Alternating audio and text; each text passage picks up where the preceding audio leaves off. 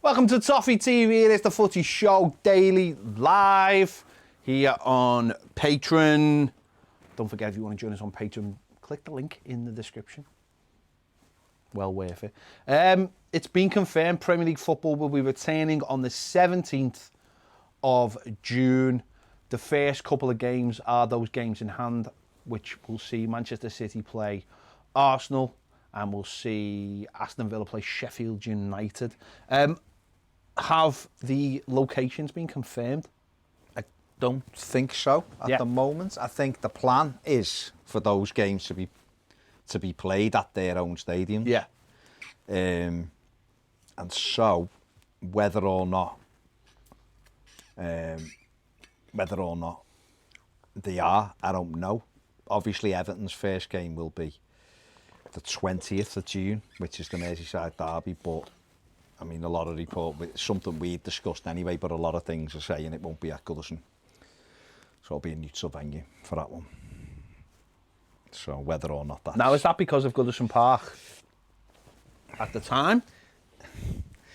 They're saying things like it could be a dressing room because the dressing rooms are small and stuff like that, but then there's no plans to not play any of the other games at Goodison Park. They'll all be played at Goodison. So whether it's someone being, if you want to say, sensible and just go and that's the first game back, it's the derby, fans might come to it. Let's take the heat out of it early on. Do you think maybe, just before we come back to that, do you think maybe they should have rearranged that game for like maybe one of the later games when we would have a little bit more control of the situation? I just feel like because it's the first weekend, I don't think there's anything else planned like that game that weekend, a derby. I don't think there's any other derbies that weekend, is there? No, I don't think so. So that would be the big game. That would be the first, inter-city game. And I just find it could be, it's a little bit early. I think maybe for the sake of, and listen, they'll say it's all safe and everything, but I'm talking about like we were talking about yesterday about the outside situation. And I know you're saying, well, it looks like it could be a neutral venue. But I just find it strange that maybe they could have gone, you know what? I think we'll kick that down the road a little bit. I think what they've tried to do, though, is restart it. Keep a bit of normality. Well, just restart it at the point it finished. Rather than try to go, right, so that week, then that should have been Everton, Liverpool. It should have been these. I think they've just gone, where did we finish? We finished, because the Manchester City Arsenal game was scheduled, remember, to be was scheduled on the Wednesday. That was the first so game. It was called off, and then obviously we found out anyway the day later that Mikel Arteta had tested positive for coronavirus. So I guess from their perspective, they just tried to put the fixtures back in where it stopped, and they've come up with that's the easiest way to play those games.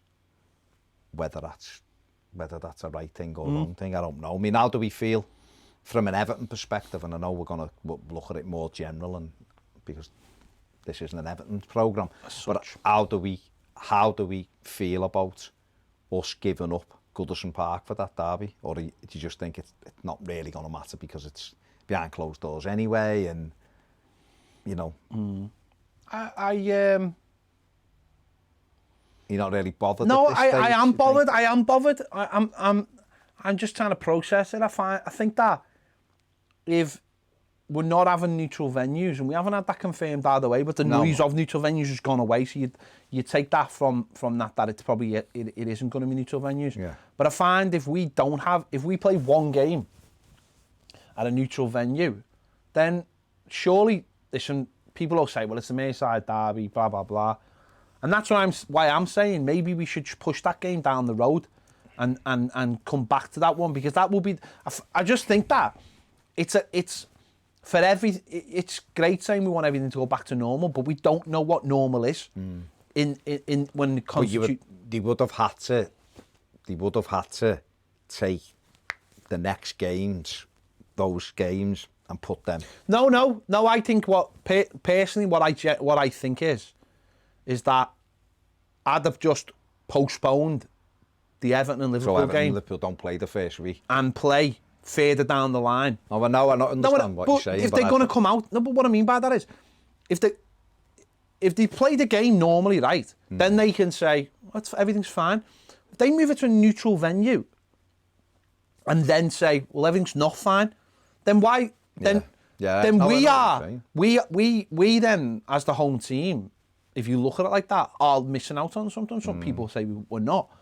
So why not just say, that first game, we just think that it makes more sense because we're not playing at neutral venues to push that game back till we feel Goodison's either ready or the country's ready or the city's ready in terms of we've got a higher rate of infection than other places in the country.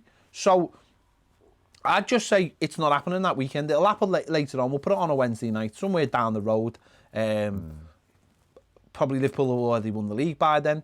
I just find that if you're gonna move it to a neutral one, then that goes against us. It goes against us, and it goes. You're absolutely right. If we're saying that the Premier League's ready to return, then if it's ready to return with places like Sheffield United, Bramall Lane, and places like that, which you've got old stadiums as well, and those kind of grounds, if teams are going to be able to play there, Bournemouth, which I know Bournemouth's not an old stadium, well, it is an old stadium, it's only a small ground. If we're saying that it's fit enough for them to play, then why is Goodison Park not just because it's Liverpool? Yeah. So there's the two things. That's what I'm saying, they clash against each other. They do, it is a contradiction because you're right, it's either safe or it isn't safe. Let's just get some comments off Patreon. Sally Cinnamon says, is the 17th of June too early as a return to Premier League football? It's 20 days time. I think, to be honest, Sal, I think that's kind of what Germany did. Germany had phase 1, phase 2, and then within 3 weeks they were back. What I would say is go back 3 weeks and look where we were to now in terms of looking outside. Okay. And I think, again, we say this most days, but today to me feels very normal outside. It's very busy. It's very busy. And it hasn't been. Shops are not open, but it's very busy. And we notice it driving in, don't we? We notice it when we were coming in. And the thing is, because we've drove in like nearly every day since this has been happening, you see the differences massively. Yeah. Well, I know from getting home. Yeah. 10 minutes to 15 minutes now. Queen's Drive is the wait to cars. Especially where I live. Yeah. When you're getting down towards the Jolly Miller, there's like a junction by the Jolly Miller, and that's always, the traffic always builds up back to up past the garage. And in the last few weeks, that traffic has started building right back now. So you can see the difference, everything's moving. So 3 weeks ago wouldn't have been like that. So in another 3 weeks, don't forget in 3 weeks' time, the shop, and we were talking about this yesterday, the shop's open on the 15th. So I think once those shops are open, people will feel like there's a normality. And the last stage will be social distancing, which we all sort of feel is got to stay in place for a while. And we're all adjusting to that, and we're all making little sacrifices, but it's better than the alternative, which is staying in your house, because everyone, now the summer, and so I think by the time it does roll round, I think people will feel like they're ready for it. Football certainly feels like it's ready for it. So, we'll see what happens. Paul Cattle says, Footy back then, looking forward to seeing the lads play. Come on, you Blues. Matthew Barry says, good to hear the clubs will be challenging the broadcasters regarding clawing back of payments, arguably by Sky and BT showing the extra games they have had their money's worth. To be honest, I hadn't heard that, Matt, because we've just been recording shows, but Matt, wasn't it, Paul? No, it was Matthew Barry. I moved on to Matthew Barry. What did Matthew say then? He said, good to hear the clubs will be challenging the broadcasters regarding clawing back of payments, arguably by Sky and BT showing the extra games they will have their money's worth. Well, especially if they stagger those games as well, which it looks like they're going to do, and they get to show every game individually. I actually, you know what? And people mightn't like me saying this, but they might. I don't know. But I actually think it'll be really. I've enjoyed seeing, like on a Sunday, the German games staggered. You know, the three. So I think it'll be really interesting. At first, I know it won't continue like this, and it won't be like this next season. But I think for this, it'll be interesting to see, like almost like a World Cup type thing going on. But don't forget as well, it will also help the broadcasters will say it's helping them because by having games staggered, they can say, well, we can have the same load of people within the production house and the commentary booths, and we're commentating from home rather than commentating from like they have been for the German football. So they could use essentially the same commentators for every game. They could use the same teams within Sky or BT for all the games. Yeah. And all the production people. So instead of just working on one game and being all different places, they can be in one studio, not at that ground, stay there all day. There's less people, there's less production. The commentators are at home and they'll say, we are helping in that respect. Yeah, yeah. And from our point of view, you're going to get to watch footy all day. And you don't have to go, oh, I need to press the red button or whatever. My missus will be fuming. Premier League will want eyes on every single game because that's what the Premier League is all about. And do you think this is the future? Do you think they've got a leg to stand on this season with wanting money back? I don't know because I don't know what's in the contract. And ultimately, well, that's the when problem, you buy a television package, yeah, you're buying the whole 9 yards, yeah, aren't you? You're buying the crowd, and you're buying, you know, the competitiveness, I guess, and you're buying how a package looks. You're buying what a Premier League game looks like. Okay. And so obviously that's all taken into account and eyes on it and interest and everything else. But what I would say is, for this season especially, this isn't something that the Premier League have done. I've said this before, this isn't a decision that the Premier League have made that fans can't go in the stadium. Yeah. The Premier League want their product to look and be the best because that's why they can charge so much money for it. But this is not a Premier League decision. This is a governmental, this is a World Health Organisation decision in terms of social distancing and not having mass gatherings and stuff. I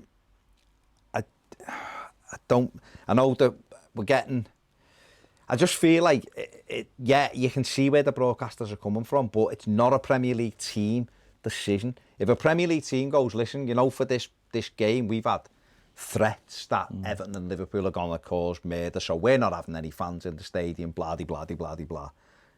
But it's got none of that nonsense. No. You know, it's none of that. We can't do it because it's a health risk. So I don't know how, for me personally, they can ask for money back. I know they are, and I know, and it's good if the clubs challenge it because it's not the club's fault.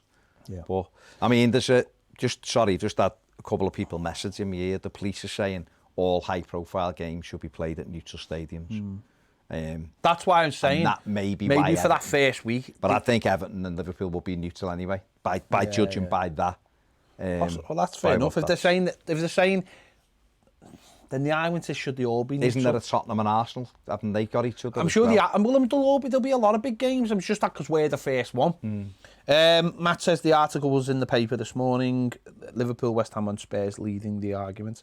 I thought West Ham would be. Yeah, of course they would be. And Liverpool are set. Listen, Liverpool are in, not, I wouldn't say they're in trouble because they're Liverpool, but what I would say is Liverpool have got big issues. Manchester City have got big issues. Manchester United have got big issues in terms of what they are going to lose across the next season because of this pandemic. Yeah, football. So everybody will. We've got big. Football is going to be flat next season. It's going to be absolutely flat. Yeah. There's no excitement. There's not going to be any excitement in terms of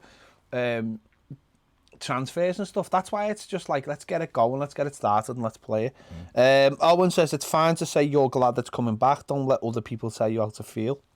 I don't think anyone, Owen, to be honest, mate, is going to start fuming about it. If you go on Twitter, mate. People like to fume about a lot of things. Go on Twitter, you still see a few. Steve Kelly says, all right, lads, was just reading in regards of where the games are going to be played. Key fixtures could be played at neutral venues. Could you see that happening? As we've just said. Yes, definitely. Matthew Barry, Sam Carroll already singing the echo that Liverpool could win the league versus Everton. They don't help themselves, do they? Sam Carroll is allegedly a blue as well. No, yeah, well, I can understand why he's writing it because it's what a lot of people might be thinking, but But don't add to it. If Man City don't lose against Arsenal and Liverpool can't win the league at Goodison. So. Okay. Oh, sorry, can't win the league against Everton. Slightly change of tone. Yeah, go on then. That's good. Southern Blue says, not sure if you've seen the story, lads, but some lad killed himself over gambling recently and got me thinking. Over 500 million people a year kill themselves from gambling, with a massive amount of betting companies sponsoring football teams. Also, there are some very dodgy owners of football clubs who have done some awful things. Coming back from the coronavirus, when people are still dying, my question to you is, when do you think these things actually become more important than football? How many die from gambling, sorry? I think you said 500. No. Or kill themselves. How many? I think you said 500. 500 people. Over 500 people a year kill themselves from gambling. Okay. I think the problem is life has to return to some kind of normality at some point. Like, you reach that point. And this is the problem that, like, you know, the governments have got. And we as the people have sort of some people have gone up against it, is you have to have that line where it's like they both even themselves out. It's why, like, it's why for the first couple of months you were hearing about the flu all the time. It's no worse than the flu. It's the same as the flu, blah, blah, blah. People not understanding it. There are people who die of the flu every year. Obviously, not as many as the coronavirus. And it's like, but life just goes on as normal. Why does life go on? Because we see it as just a part of our lives, because we have ways to treat it. And some people respond to the treatment, some people don't. With the coronavirus, we haven't had the treatment, and that's why we've done what we've done. But you have to come to that point where there has to be a balance, isn't there? And football believes now in this country that that's when it is. Germany decided 3 weeks ago, because Germany were ahead of us. Do I feel like we've rushed back? I do.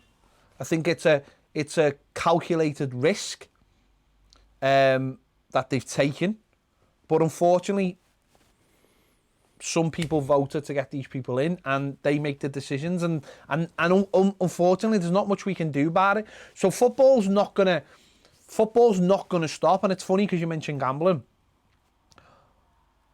Football has, you know, these different sponsors who, you know, and with some we've been talking about Newcastle, who really by no rights should Saudi Arabians be allowed to sponsor a Premier League football club. No.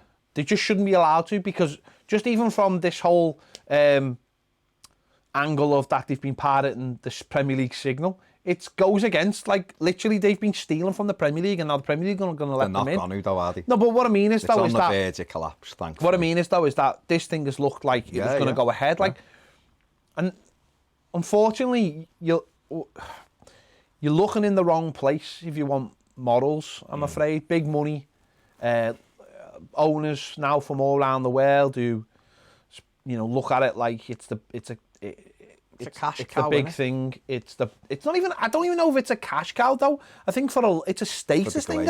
It's a status thing for a lot of people. Oh, I've got a. It's, you know, we spoke about this about, like, the Man City owners, and they've said this about Saudi Arabia. It's about milking the PR and putting yourselves out there in a better light. Yeah. What I would say about the gambling, though, I think over the next 2 to 3 years, I genuinely believe that gambling in terms of shirt sponsors will probably be outlawed. I think personally, I don't think they will ever go far as banning gambling, but I think Paddy Power saw that last year when they came up with the sponsorship of Huddersfield, with the non-sponsorship on other teams. The gambling companies are going to have to become very creative. But what you got to remember about gambling is the tax that's paid on gambling goes into the government's coffers. They're never going to stop. They're never going to get rid of gambling, because it all that money goes to them. Not as much, because all of the gambling companies have their business. Gambling worse than drinking? It's on the same thing, because ultimately, I don't think it is worse than drinking. I think The way I try to rationale things personally is anything you do that affects only you. And I know it doesn't because gambling will affect the whole family. But if you were to put smoking and gambling together, smoking's worse because if you're smoking there, I'm getting the effects of it. If you're gambling there, am I getting the effects of it physically or mentally? Well, only if you start react mentally, your mental health starts to suffer, or financially it starts to impend on, if you were your wife or whatever. Yeah. So it's a very, very difficult. But again, it's that morality thing. It's like lots and lots of people gamble every single week without any problems. Lots of people drink every week without any problems. The irony is, Well, we will have problems later in life. But the irony is that we've got things like marijuana, which a lot of people go, why isn't that legal? Why aren't we taxing that? Because in America, these states have made fortunes off it because they've taxed it and legalised it. I just know when I've had like a couple of stints in hospital, obviously with my gallbladder and with my shoulder, and the amount of people who were in hospital through drinking and smoking, it's draining. Yeah. And I worked in social services for 12 years. I know what alcohol. Put it this way, I've seen the effects of alcohol 20 times 20 to the effects of gambling that I saw in my job. Alcohol was horrific. Do you think though? I know we've gone way off the topic here, but do you think the problem with the difference between gambling and alcohol is though? Alcohol you can on a person, and the same with smoking in this regard. You can see the effects physically on it, and that's the difference with gambling. Is because gambling and smoking, it can hurt you. Smoking could hurt me. Drinking will hurt you, but it won't hurt me. So it's a personal thing. Unless gambling it doesn't hurt me physically. It doesn't hurt you physically, but obviously it could hurt me mentally. It's your mental health, isn't it? But mental health is a very suggestive thing. I just think they're all the same, and people sometimes will hammer home a gambling thing, but drinking is exactly the same. In fact, it's worse. It wrecks the NHS as well. The effects of it. It's everyone's got a personal choice to make, of course they have. But I think it's like that when the snooker used to sponsor the Benson and Hedges. Smoking's outlawed for. Was always the World Championship, and they got rid of it, didn't they? And maybe football will do that. Well, that's what I'm saying. With gambling. Smoking is obviously massively in decline in this country now, as it is in probably other countries that have banned it, and you can understand why. But gambling has probably never been at its highest. Don't forget, they relaxed the rules for gambling about, 10, 15 years ago, didn't they? Where when I was a kid growing up, betting shops were like that.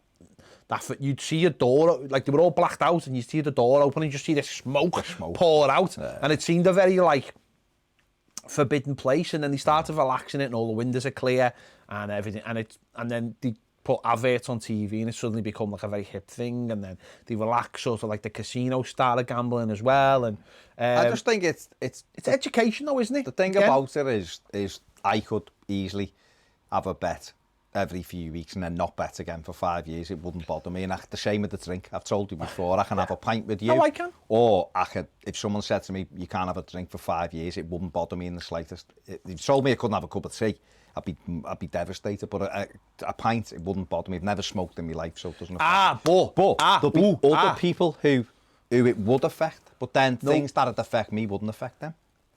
Someone telling you couldn't have a bevy, though? Yeah, it wouldn't, but honestly, Pet, it wouldn't bother me. No, but honestly, mate. But someone telling you, though? Yeah, but I haven't got that mentality where... I know you have. That's a problem. I don't have that mentality where if someone tells me I can't do something, that's it, I've got to do it. I just haven't. But in terms of the football, I know we moved away from it a bit. I think you probably will see a movement away. Certainly, I don't think clubs will get rid of, betting partners and stuff, but whether it's emblazoned, gambling's too. I think it may be hidden. Well, look at America. Lucrative, isn't it? Look at every gangster film. It's about gambling. Casinos. You know what I mean? It's about gambling, like legal gambling. Steve Kelly says, reading yesterday, Spain are saying fans could be in the start of next season. What do you think? I think it's nonsense. Yeah. I think it's absolutely. I don't know whether you've watched the Alan Myers video, but he talks about the aerosol effect of going a game. Anyone who's sat by me knows that when certain referees turn up at Goodison, I think the referees would hear me the way I scream at them because I hate them. So I don't see any way. I think the first time we go back into a stadium, if there isn't a vaccine, I think it'll be a gloves and mask job. I think they're just trying to appease people. Help fans feel like keep buying your season tickets. And the other thing about it is, I got my email from Everton saying, and Everton have put it out, haven't they, saying that the deadline's being renewed, the deadline's being extended to indefinitely because they know that fans aren't going to be in. I think what happens is, and we've said this all along on this when we've been doing it, every week buys us another week of information, doesn't it? So I can sit here now and say we won't be back in stadiums till February, March, April next year. And I believe it at this moment. But in 4 months, there might be something that says, this virus isn't coming back the way we thought. Which we're seeing. I've seen 2 who recommended, experts the other day. I've read the thing from both of them. One had a thing if it's going to come back and we have to be aware of it. The other one had a thing of you, and it was, he's very well respected, saying it's just going to die out. It's going to fizzle out the way it's going. And it's like, you're both top of your fields. So we just don't know is the reality. So I think you're right. I think by saying, we could be back in stadiums next season early on, it gives you as a fan that thing of, okay, this is temporary then, this behind closed doors.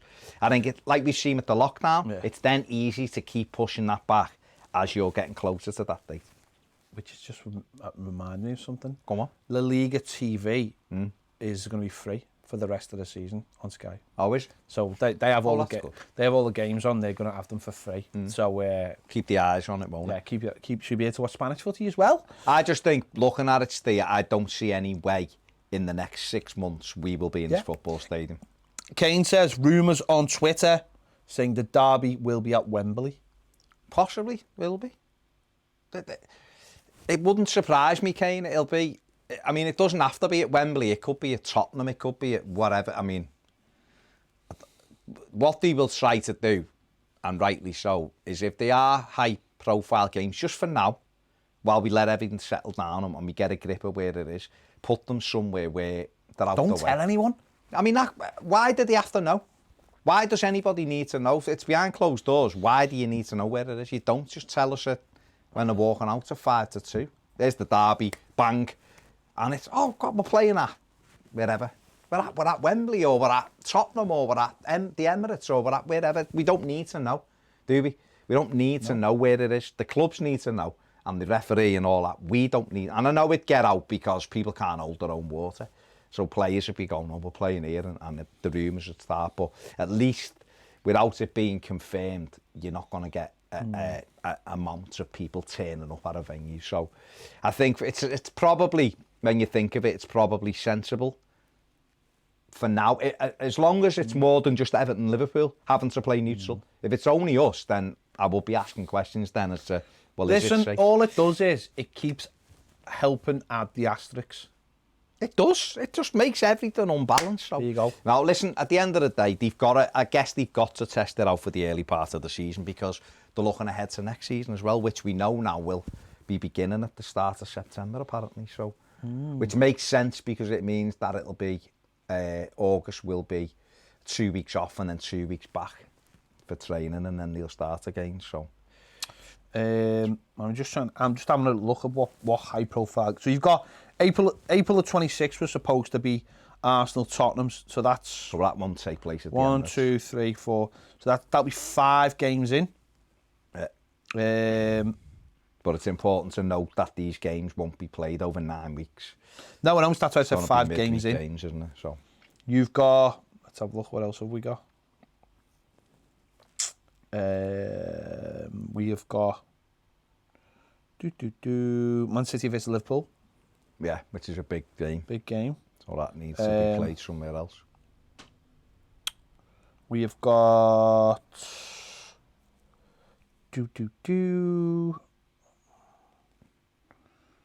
Tottenham, Arsenal. Just mentioned that. So I guess Liverpool, Chelsea. I don't know.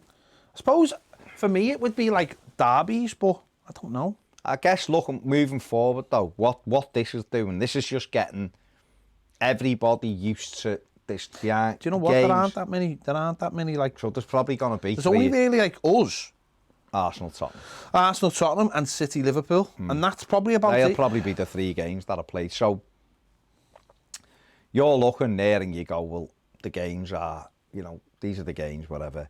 We'll have it's almost like a soft opening, these 9 games. See how we go. And then by the time next season kicks off in September, we know that we're not going to be in the stadiums and stuff.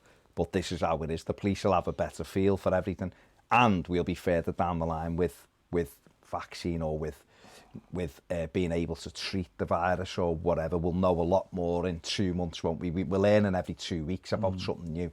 So if we're talking here, we're at the 28th of May, I think it is today, talking when this season finishes, imagine the end of July, you would imagine we're going to be further down the line with information and education about this virus. So it's interesting, but obviously the big news is that it's been confirmed. So when we come back 20th of June, we'll have had 4 weeks training, won't we, barely.